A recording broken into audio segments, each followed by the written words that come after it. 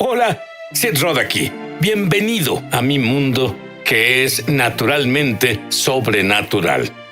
Estoy listo para darte, justo en este programa, una prueba veraz de que Jesús es el Mesías judío y por lo tanto es el Mesías de la tierra entera. Ya vuelvo.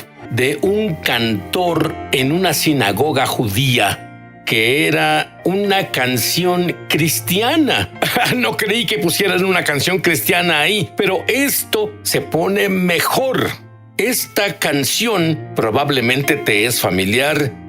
Se llama Prepárame para ser un santuario.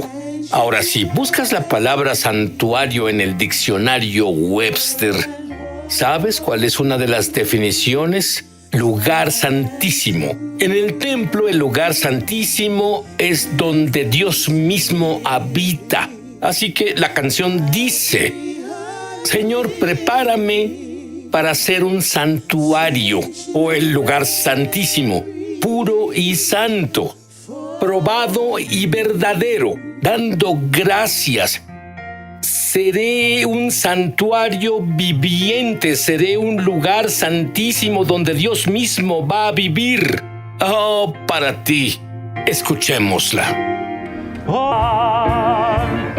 Y esta canción nos hace preguntar para las personas judías en esa sinagoga conservadora y para quienes nos ven justo ahora, judío o gentil. ¿Cómo nos volvemos puros y santos? Bueno, la Torá, el libro de Deuteronomio, nos dice cómo. En el capítulo 18, versículos 15, 18 y 19, dice: El Señor tu Dios levantará de entre tus hermanos un profeta como yo. Para ti, era Moisés hablándole a mi pueblo judío. Así que será un profeta como Moisés, y a él lo escucharás. Levantaré para ellos de entre sus hermanos a un profeta como tú, y pondré mis palabras. Quiero que captes esto ahora. Pondré mis palabras en su boca. En otras palabras, dentro de su santuario. Dentro del lugar santísimo. Su cuerpo es como el santuario que guarda la voz de Dios. Ahora, si guardara la voz de Dios, eso significa que las personas judías en esa sinagoga cantaban una canción a Dios para prepararse para recibir la palabra de Dios o al mismísimo Dios en su interior. Y el que vendrá, obviamente será más grande que Moisés. Moisés no pudo hacer esto, debía ser alguien que viniera. Y el que vendrá les dirá todo lo que yo le mandé. Y luego hay ciertas consecuencias si no obedeces lo que él diga. Si alguien no presta oído a las palabras que el profeta proclame en mi nombre, yo, es Dios quien habla, yo mismo le pediré cuentas. Eso es muy serio. Ahora, el que vendrá y que morará en nuestro cuerpo, que será un lugar santísimo, es el Mesías. Y la sombra perfecta del Mesías era el sistema entero del sacrificio de animales en el templo. Tomaban un cordero inmaculado y éste moría por los pecados en el Yom Kippur. Y lo llamamos sustituto. En otras palabras, el animal moría por nuestros pecados cada año. Y en Génesis 22:8, Abraham sacrificaría a Isaac y Abraham dijo, diciéndole a Isaac: Dios mismo proveerá el cordero para el holocausto. En otras palabras, Dios preparará sobrenaturalmente al cordero para la sustitución, pero este será más grande que Moisés y será el sustituto para el sacrificio por los pecados y durará la eternidad. Dios nos llama a ser santos, como Él es santo. Y no solo nos llama a caminar en santidad, y la única manera de hacerlo es si Dios mismo está dentro de nosotros, el lugar santísimo, en nuestro cuerpo. Y Él va a prepararnos con un don maravilloso para tener la habilidad sobrenatural de caminar en lo que Él nos pida. Pero no podemos hacerlo con lo que se conoce como el antiguo pacto. ¿Por qué no podemos? El templo se destruyó en el 70 DC, pero no temas. Dios nunca nos deja sin salida, un camino para ser santos. Él dice en el profeta Jeremías que viene un nuevo nuevo pacto. De hecho, él lo compara con el antiguo, dice en Jeremías capítulo 31, versículos del 31 al 34, vienen días, dice el Señor, en que haré un nuevo pacto con el pueblo de Israel y con la tribu de Judá. No será un pacto como el que hice con sus ancestros, el día en que los tomé de la mano y los saqué de Egipto, ya que ellos lo quebrantaron, a pesar de que los amaba como un esposo ama a su esposa, dice el Señor. Pero este es el nuevo pacto que después de aquel tiempo haré con el pueblo de Israel, dice el Señor. Número 1. Pondré mis instrucciones o mis palabras dentro de ellos, en ese santuario vivo, el lugar santísimo, su cuerpo. Ese es el número 1. E incluso lo escribiré en sus corazones, dentro de su lugar santísimo. Número 2. No tendrán que enseñar a sus vecinos, ni siquiera tendrán que enseñar a sus parientes diciendo, debes conocer al Señor, porque todos me conocerán. Ahora hay un punto de inicio para que lo conozcan. Y ese punto de inicio es cuando la palabra de Dios o Dios mismo vive dentro de ti. Luego el tercero, si eso es suficiente, como el Pesaj, la Pascua. Pero el tercer beneficio, de acuerdo a Jeremías, es yo les perdonaré sus iniquidades y nunca más me acordaré de sus pecados. Bueno, debíamos tener el Yom Kippur cada año, pero Dios dijo, vendrá un sacrificio donde que el más grande que Moisés o el Mesías no se acordará más de nuestros pecados, no solo serán cubiertos, serán eliminados. Se explica en el libro de Gálatas, 3 capítulo, el versículo 24, de manera que la ley ha sido nuestro ayo para llevarnos a Cristo, a fin de que fuésemos justificados por la fe. Y justificado es un término legal que significa exonerar. Fuimos exonerados del todo, somos libres. Se nos declaró inocentes en la corte celestial. Evangelio significa buenas nuevas. La buena nueva es la historia de amor de Dios, de la restauración de la humanidad. Tú debes saber que mi padre nació en Polonia y el símbolo de gran antisemitismo para él era el cristianismo. Así que cuando me volví un creyente del Mesías, un creyente públicamente del Mesías, él no pudo entenderlo, no tenía sentido para él y no me permitió explicárselo, pero un día él dijo, bien, muéstrame por qué este Jesús es el Mesías. Y fui a una profecía hecha por el profeta judío Isaías, y esto es lo que leí. En Isaías capítulo 53, versículo 1, y solo llegué al versículo 11. ¿Quién ha creído a nuestro mensaje? En otras palabras, ¿quién creerá el reporte del profeta? Y era Isaías hablando, ¿quién ha creído nuestro mensaje? ¿A quién se le ha revelado el poder del Señor? Creció en su presencia como vástago tierno, como raíz de tierra seca. En otras palabras, habrá un nacimiento milagroso. No había en él belleza ni majestad alguna. No era atractivo y nada en su apariencia lo hacía deseable, despreciado y rechazado por los hombres. Varón de dolores, y cargó con nuestras enfermedades. Ahora, en hebreo, noté que en la Biblia cristiana tal vez no diga eso, pero el hebreo en realidad dice dolores y enfermedades. En otras palabras, no solo los pecados entran en esto, sino los dolores y enfermedades de la humanidad, y como aquel al que damos la espalda fue despreciado, y nosotros, el pueblo judío, no lo apreció.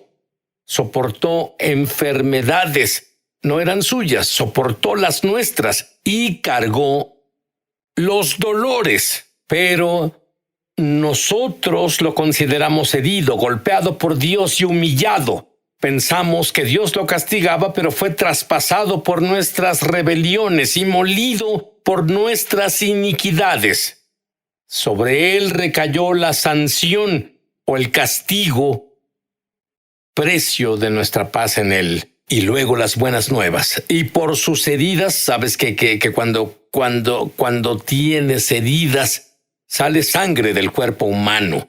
Así que por sus heridas, con su sangre, con esa sustitución, con ese sacrificio, nosotros, el pueblo judío, no será sanado. Fuimos sanados.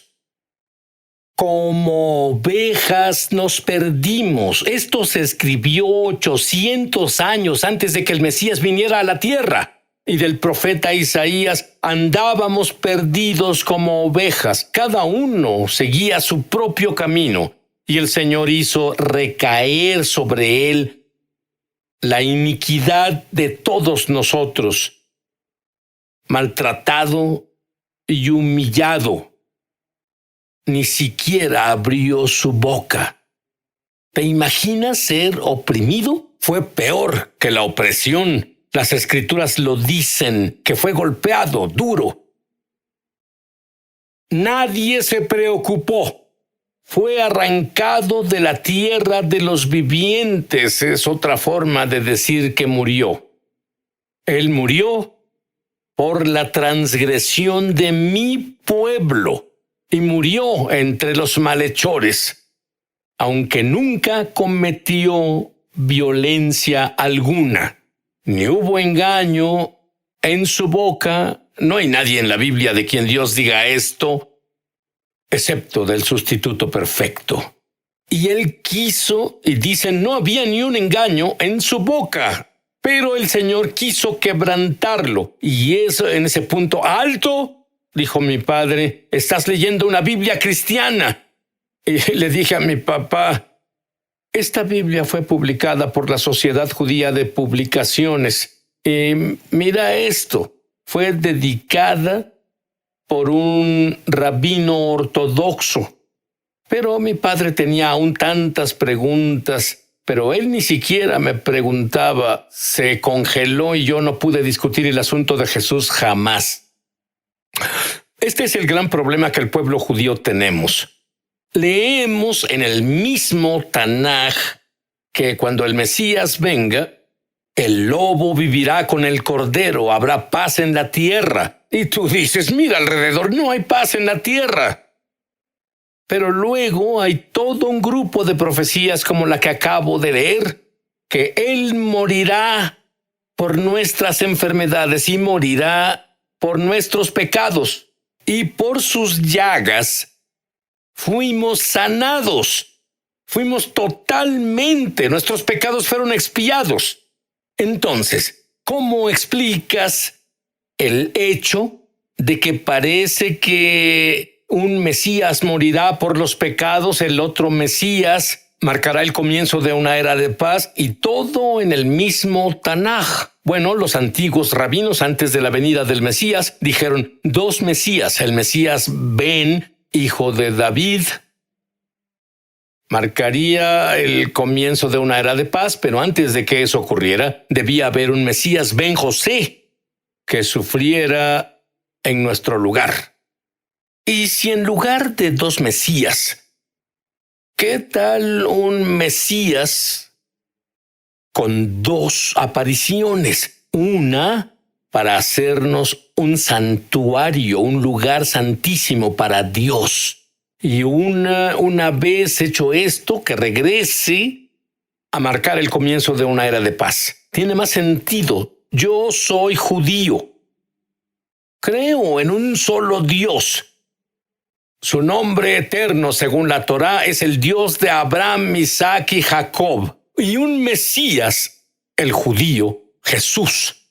Isaías 65:1 lo explica más. El Señor dice: me di a conocer a los que no preguntaban por mí. Dejé que me hallaran los que no me buscaban. A una nación que no invocaba mi nombre le dije: aquí estoy, aquí estoy. A una nación, y la palabra nación en hebreo es goim, los gentiles, dije: porque mi pueblo judío no respondió, dije al goyim: aquí estoy, aquí estoy. La goyim que no clamó mi nombre. En otras palabras, las Escrituras dicen que los gentiles seguirán al Mesías judío. Yo creo en un Dios, el Dios de Abraham, Isaac y Jacob, y en un Mesías, el judío, Jesús. Hay un problema, tanto para judíos y gentiles. Todos somos la misma raza, la raza humana. Se revela en Salmo 143, versículo 2. No lleves a juicio a tu siervo, pues ante ti nadie, judío o gentil, ninguno vivo es justo. Pero Job 1:8. Él era muy justo. Dice: luego el Señor preguntó a Satanás. Él presumía Job. Él dijo: ¿no has considerado a mi siervo Job? Que no hay otro como él en la tierra. Varón perfecto y recto, temeroso de Dios y apartado del mal. Pero luego Job, capítulo 42, versículos 5 y 6. Él tuvo un encuentro con el Dios viviente.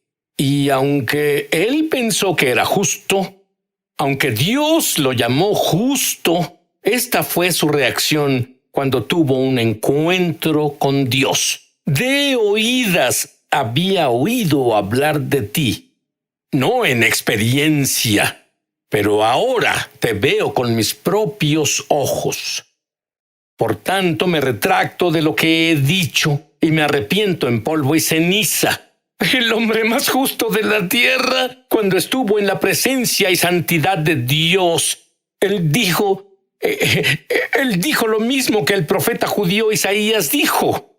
Isaías 6:5 dice: entonces dije, se terminó, estoy muerto. Este es el gran profeta de Israel. Estoy muerto, pues soy un pecador, el gran profeta de Israel. Tengo labios inmundos, el gran profeta de Israel, y habito en medio del pueblo, el pueblo judío, con labios inmundos. Han visto mis ojos al Rey, Jehová de los ejércitos.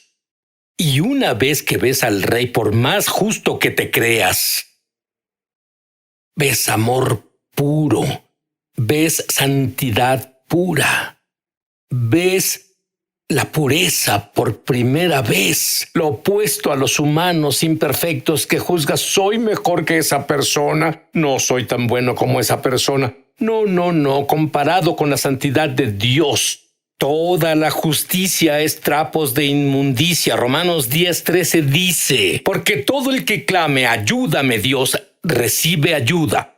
Y adivina qué, el peor día de mi vida, oré a Dios. No tenía a quién acudir. Y mi corazón tenía dos palabras, las mismas dos palabras: ayúdame Dios, ayúdame Jesús. y Él me rescató.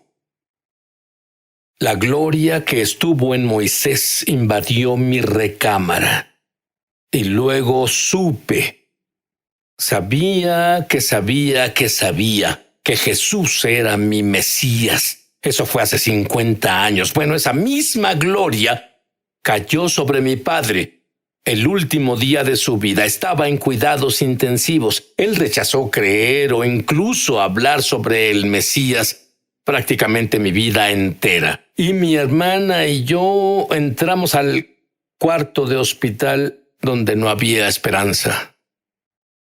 Pero una semana antes entré en ese cuarto y la gloria tangible de Dios estaba sobre mí. A donde iba podía sentir esa gloria de Dios. Donde iba podía sentir la presencia de Dios. Era la misma gloria que estaba sobre Moisés.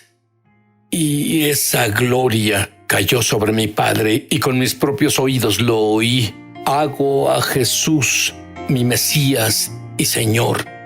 Esa misma gloria está en el estudio ahora. Muchos sentirán la presencia y muchos que oren conmigo, ayúdame Dios, la van a sentir en el futuro.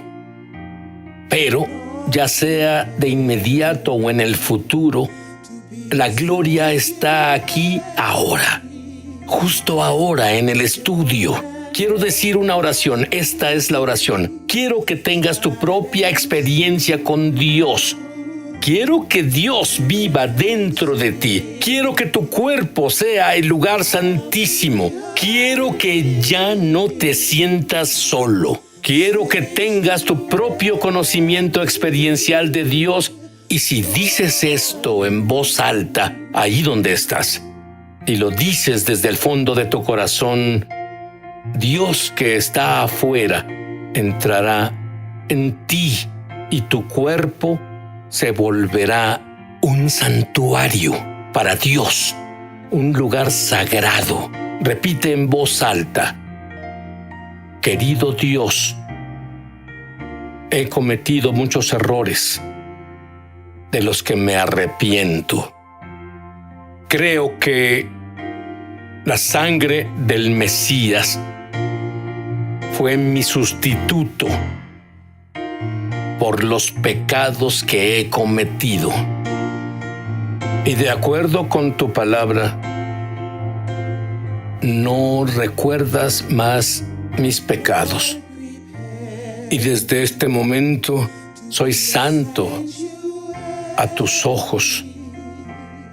Ahora que soy santo a tus ojos, no debido a lo que hice, sino por lo que el Mesías hizo por mí, te pido que me prepares para ser un santuario, un lugar santísimo para albergar tu presencia. Entra en mí, Jesús. Te hago mi Mesías y Señor. Amén. Y amén.